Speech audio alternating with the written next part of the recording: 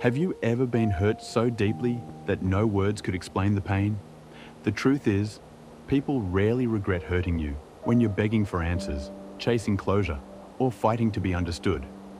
Regret often arrives much later, when your voice grows silent, your presence fades, and the love they once took for granted is no longer there. There is something haunting about a person who chooses peace over chaos, who quietly carries their wounds and walks away without seeking revenge. When you stop reacting to every insult, every betrayal, and every disappointment, you force people to sit alone with the consequences of their actions. Your calm becomes a mirror reflecting everything they tried to ignore.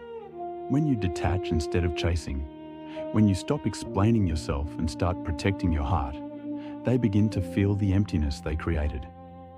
Your absence starts speaking louder than all the conversations they refuse to have. Instead of choosing drama, you choose distance. Instead of returning pain, you choose healing. Instead of seeking their approval, you rediscover your own worth. And while they expect anger, bitterness, or retaliation, they are met with something far more powerful: your silence.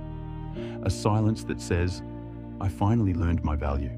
A silence that says, "I no longer need validation from those who couldn't appreciate me." As time passes, you become harder to read, harder to reach, and impossible to control. The attention they once received effortlessly is gone, and for the first time, they are left wondering what happened to the person who cared so deeply.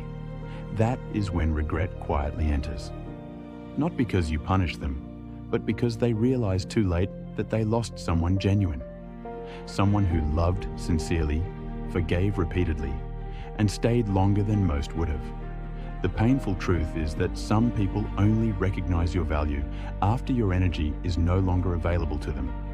They only understand your importance when your silence becomes permanent. So if you're walking away from someone who hurt you, remember this: silence is not weakness, and distance is not defeat. Sometimes the strongest thing you can do is stop explaining, stop chasing, and let your absence tell the story your words never could.